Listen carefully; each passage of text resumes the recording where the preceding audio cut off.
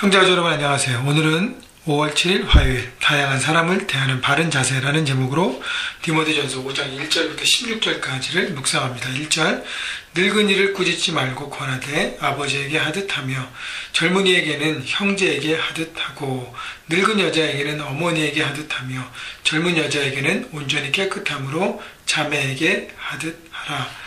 자, 어르신들 중에서 남성분들에게는 아버지에게 하듯 하라 그랬고요.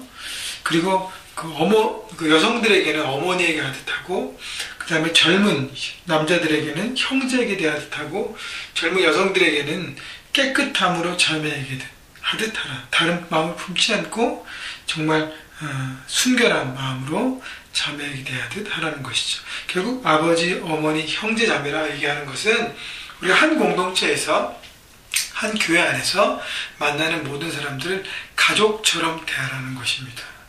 여러분, 저는 그래서 우리 교회를 형제 가족이라고 여러분들이 형제 가족으로 표현할 때가 가장 기쁜 것 같아요. 우리 가족처럼, 우리가 나보다 윗사람들은 형처럼, 또 누나처럼, 나보다 어린 사람들은 동생처럼 그렇게 품고 나갈 때, 또 더 연세 많으신 분들은 어머니, 아버지처럼 우리가 품고 섬기고 나갈 때, 여러분, 우리 안에 있는 갈등들이요, 가족들은 아무리 갈등이 있어도 풀어질 수밖에 없잖아요. 끊고 살 수가 없지 않습니까? 여러분, 그 마음으로 예수 그리스도의 보혈로 함께 피를 나눈 형제 자매들이기 때문에 그 마음으로 서로 사랑하고 섬길 때 하나님 나라가 우리 안에 임할 것이고, 우리 안에 작은 충돌과 문제와 갈등들이 있을지라도 그 모든 것들을 돌파하고 해결할 것입니다. 3절 참 과부인 과부를 존대하라. 만약 어떤 과부에게 자녀나 손자들이 있거든 그들로 먼저 자기 집에서 효를 행하여 부모에게 보답하기를 배우게 하라. 이것이 하나님 앞에 받으실 만한 것이니라. 자, 참 과부를 존대하라고 얘기하는 것은 교회 안에서 과부라고 표현하는 것은 당시 문화에서 가장 연약한 사람 중에 한 사람을 얘기합니다. 그러니까 과부는 교회 안에 연약한 사람을 대표한다고 생각할 수 있어요. 그래서 꼭 우리에게 적용할 때 과부뿐 아니라 우리 교회 안에, 우리 공동체 안에 연약한 사람들을 바라보고 생각할 때 이런 마음과 이런 자세로 돕고 섬기라는 것이 주님의 뜻입니다. 자, 그래서 4절에 보면 어떤 과부에게 자녀나 손자가 있으면은 먼저 자기 집에서 자녀들이 어떻게 해요? 홀로 되신 어머니를 섬겨야 하는 것이죠. 그러니까 가족 안에서 책임을 지고 섬기는 것이 가장 바람직한 모습이라는 것입니다. 여러분, 부모님 중에서 혼자 되신 분이 계십니까? 여러분, 최선을 다해서 섬기고 사랑하고 돌보아 드려야 할 것입니다.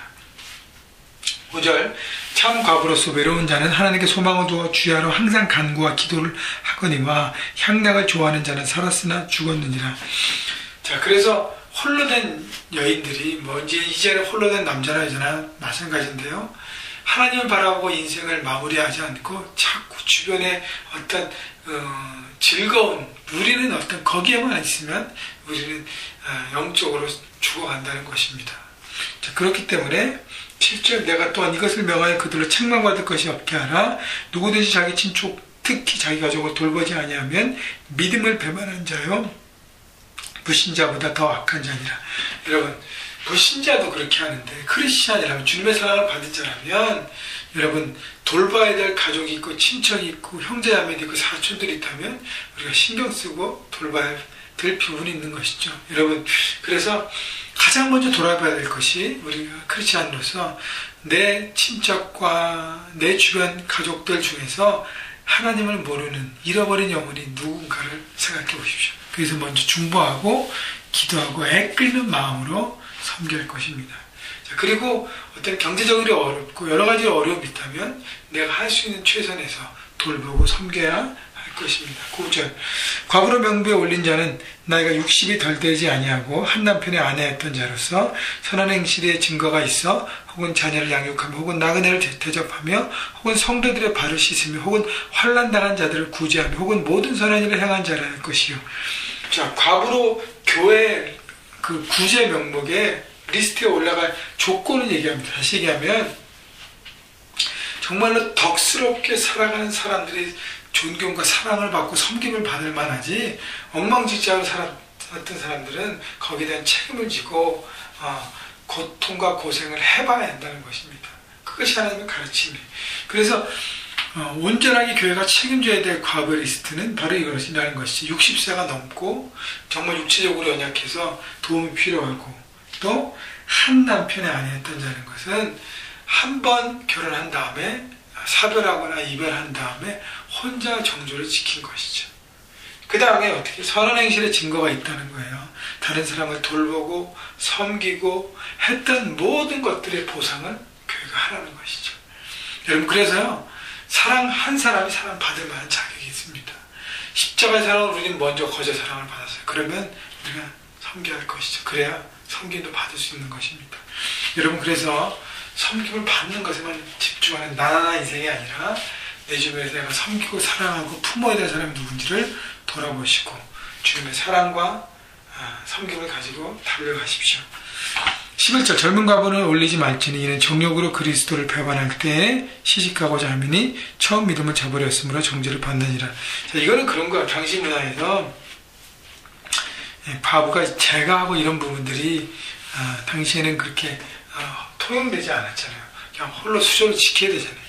그렇기 때문에 이제 젊은 과부들은 그 유혹에 많이 빠진다는 것이죠. 그래서 하나님과의 관계를 저버린다는 표현은 바로 이런 것입니다.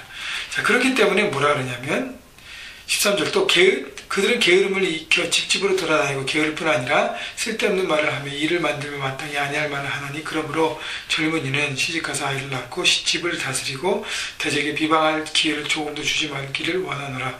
이미 사탄에게 돌아간 자들도 있도다.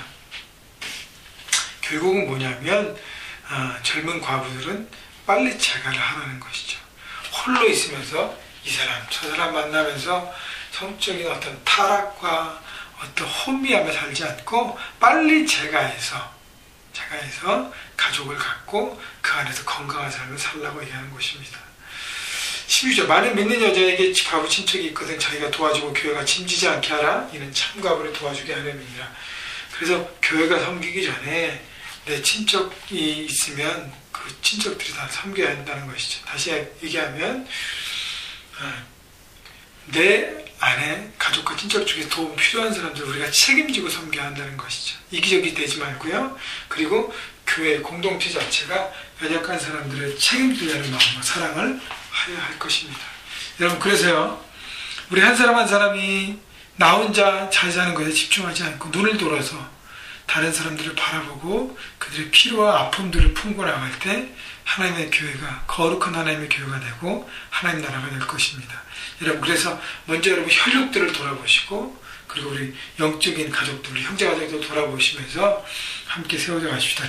특히 우리 엊그저께 지난주에 많은 사람들이 결석했습니다.